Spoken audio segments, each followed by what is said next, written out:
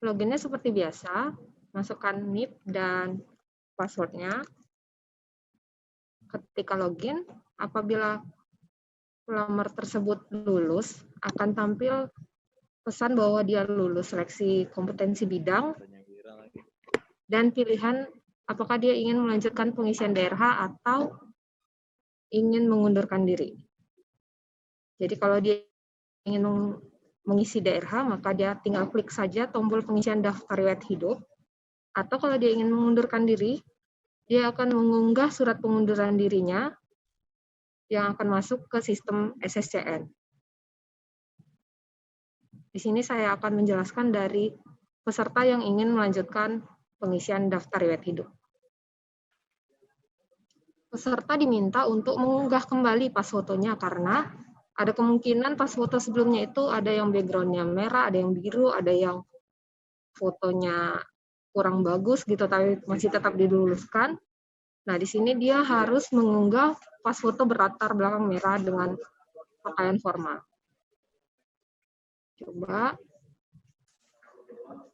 Oke, di sini ternyata contohnya latarnya putih ya, tapi kita anggap aja ini merah. Dan seharusnya nggak seperti ini sih posenya. Tapi kita anggap saja ini pas foto yang benarnya ya. Di sini ada biodata-biodata yang sudah diisikan saat mengisi pendaftaran kemarin. Tapi ada beberapa data yang masih bisa diubah seperti nama. Nah, di nama inilah yang akan digunakan untuk penetapan NIP nanti. Karena pada saat pendaftaran masih ada aja pelamar yang salah mengisikan nama, diminta nama sesuai ijazah tanpa gelar, malah yang diisi adalah gelarnya. Jadi semoga kali ini tidak ada lagi kesalahan-kesalahan seperti itu.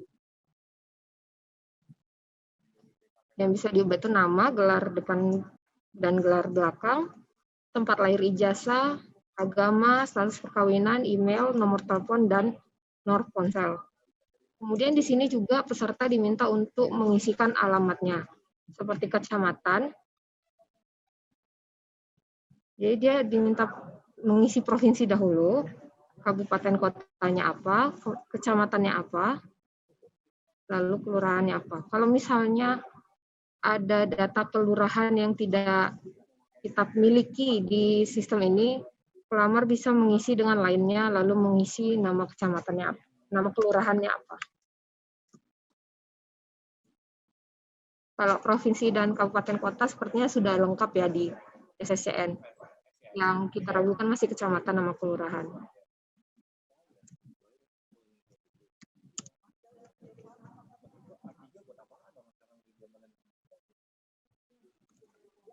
Mendingan standing banner di kantek-kantek aja. Jadi 14 biji. Supaya buat apa? Nggak mungkin juga mereka. Hobi bisa dipilih jenisnya, seperti olahraga. Standing banner. Keterangan hobinya.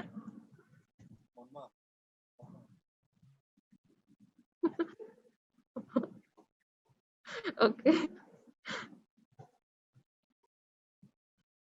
Kemudian tekan selanjutnya, yaitu menu pendidikan. Di sini langsung ada pendidikan yang sudah dia miliki waktu dia melamar SSCN. Jadi peserta ini bisa mengisi seperti tempat dia berkuliah,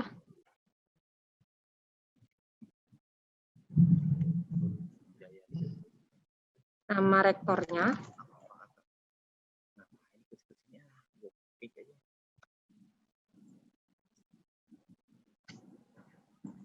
atau dia bisa menambahkan pendidikan dimulai dari SD sampai ke tingkat pendidikan satu tingkat di bawah yang dia gunakan untuk melamar. Misalnya dia melamar dengan S1, maka dia bisa menambahkan sampai ke diploma 4. Jadi apabila ada pelamar yang sudah berkuliah sampai S2, dia tidak bisa menambahkan riwayat pendidikan S2-nya, atau pelamar yang mempunyai sarjananya ada 2, seperti dia ilmu komputer satunya lagi akuntansi. Tapi dia melamar dengan ilmu komputernya, maka dia tidak bisa mendaftarkan riwayat pendidikan akuntansinya. Seperti itu.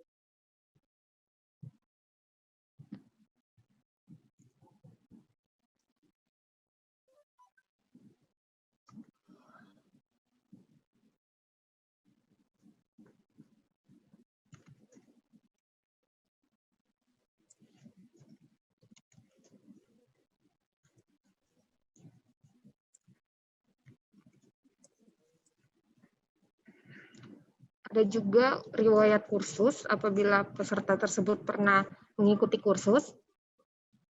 Di sini ada pilihan instansi apabila kursusnya itu diselenggarakan oleh instansi pemerintah. Tapi kalau misalnya kursusnya tidak diselenggarakan oleh instansi pemerintah, ini bisa dikosongkan saja atau tidak dipilih. Selanjutnya masuk ke menu pekerjaan. Di sini ada riwayat pekerjaan, riwayat penghargaan, dan riwayat prestasi. Ini juga ada pilihan instansi pemerintah bila dia pernah bekerja di instansi pemerintahan. Tapi kalau misalnya dia bekerja di perusahaan swasta, tidak perlu diisi instansi pemerintahnya. Tinggal diisi aja nama instansi atau perusahaannya. Ada riwayat penghargaan dan juga riwayat prestasi. Selanjutnya masuk ke menu keluarga. Di sini peserta bisa menambahkan keluarganya. Apabila keluarganya itu adalah pegawai negeri sipil atau pensiunan pegawai negeri sipil, bisa dimasukkan NIP-nya dan namanya, kemudian tekan cari PNS.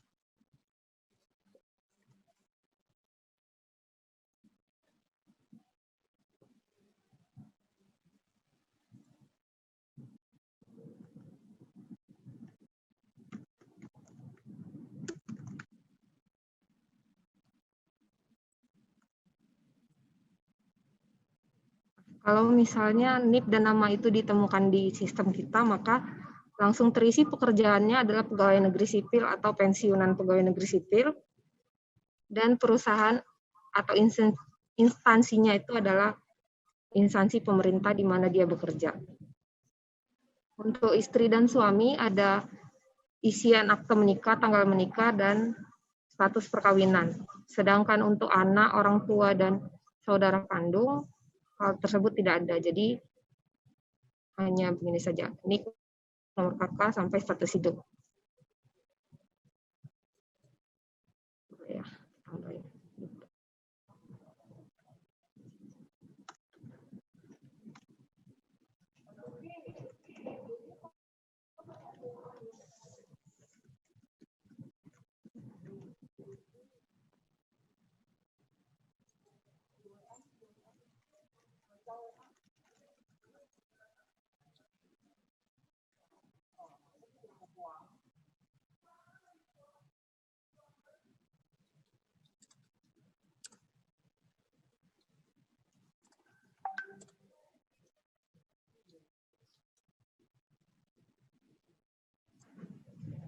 Kemudian masuk ke riwayat organisasi. Tampilannya seperti ini, nama organisasi, jenis organisasinya apa, jabatan si CPNS saat berada di organisasi tersebut, dan lain-lain. Lalu ada keterangan lain-lain seperti nomor SKCK, ini wajib diisi ya, karena ini adalah salah satu syarat untuk pemberkasan CPNS nantinya.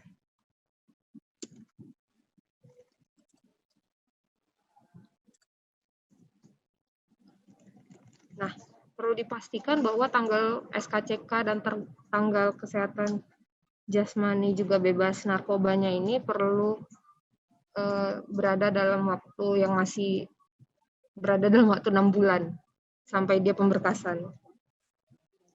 Jadi kalau misalnya dia mengisinya sudah lewat dari 6 bulan, nanti pemberkasannya tidak akan bisa diproses di sistem kita ya.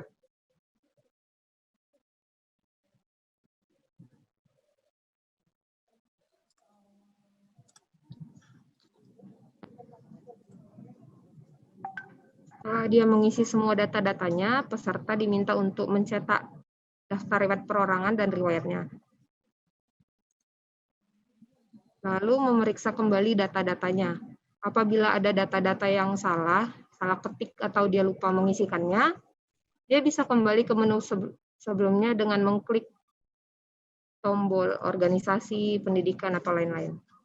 Tapi kalau misalnya dia sudah merasa bahwa isiannya sudah benar, dia tinggal mencetak daftar riwayatnya, perorangan dan riwayat, kemudian ditandatangani dan dibubuhi materai. Kemudian setelah itu kedua dokumen ini digabungkan sehingga menjadi satu dokumen PDF ketika di-scan. Nah, Dokumen PDF itulah yang akan diupload di halaman ini, unggah dokumen. Nah, ini ada 8 berkas yang perlu diupload. Salah satunya adalah berkas pengalaman kerja yang sebenarnya masih opsional ya. Jadi, bukti pengalaman kerja ini bisa tidak diisi, bisa juga diisi. Tapi, berkas lainnya, 7 berkas lainnya itu wajib diisi. Karena kalau misalnya dia tidak mengupload salah satu dari 7 berkas itu, maka tombol akhir prosesnya tidak akan bisa diklik. Jadi dia harus mengupload satu persatu dari ketujuh berkas yang wajib diisi itu. Ijazah yaitu ijazah pendidikan asli ya, bukan legalisir. Transkripnya juga adalah transkrip nilai yang asli.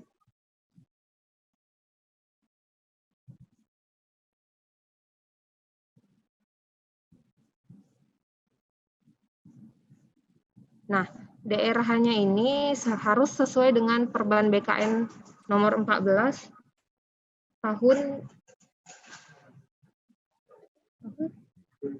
tahun 2019. Jadi harus ada materai dan tanda tangannya.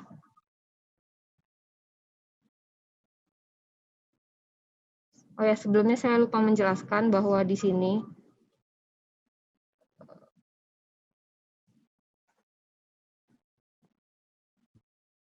ada isian yang harus ditulis tangan dengan tinta warna hitam dan huruf kapital ya, seperti nama, kabupaten, dan tanggal lahirnya. Kabupaten tempat lahirnya dan tanggal lahirnya. Itu harus ditulis tangan.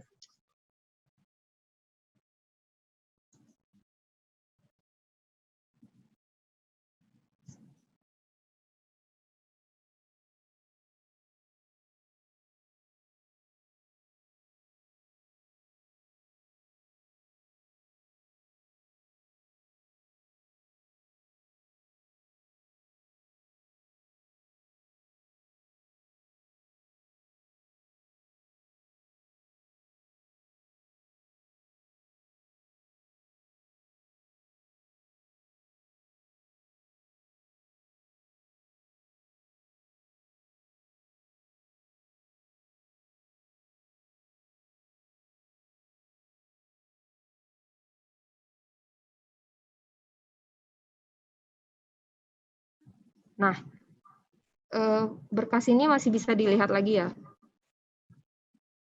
Nah, seperti ini. Misalnya dia SKCK tapi menguploadnya surat sehat. Ketika dia melihat bahwa uploadannya salah, dia bisa mengunggah kembali menjadi SKCK atau berkas yang benar.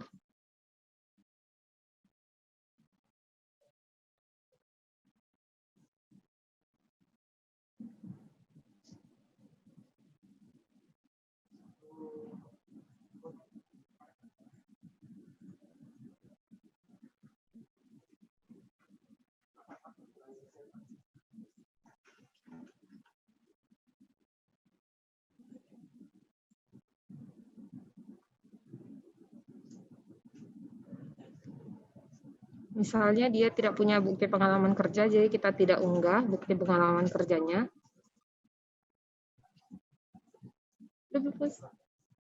Ini apa tadi? Oh. Kita coba akhiri proses pengisian DRH ya.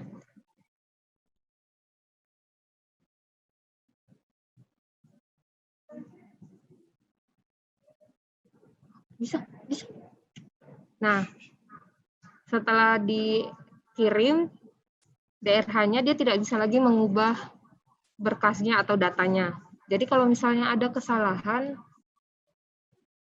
maka itu kita berikan wewenang kepada instansi untuk mengupload berkas yang benar di doku digital begitu. Dia hanya bisa melihat tanpa bisa mengunggah kembali berkasnya. Ya, demikian penjelasan dari sisi peserta. Saya kembalikan kepada Bapak Moderator. Oh ya, sebelumnya saya lupa menjelaskan yang sanggah.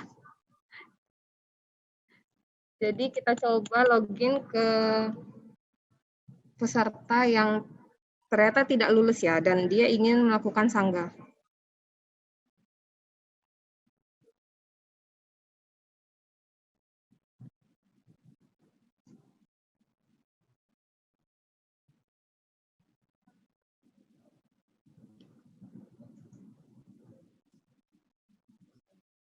Jadi seperti yang sudah dijelaskan Pak Dipta tadi, ada dua jenis peserta yang tidak lulus. Ada yang ikhlas, yang ya sudahlah begitu ya. Ada yang ingin mengajukan sanggah. Jadi di sini dia diminta untuk mengisi perihal sanggahnya apa. Kalau misalnya peserta tersebut adalah peserta dengan jabatan guru, maka ada pilihan menyanggah nilai serdik, menyanggah serdik. Tapi kalau misalnya tidak ada, pilihan itu tidak akan ada. Dan untuk instansi yang memiliki SKB non-CAT, ada juga pilihan untuk SKB non-CAT-nya.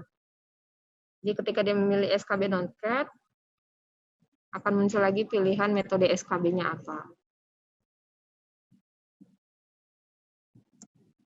Kemudian peserta tersebut diminta untuk mengunggah bukti sanggahnya.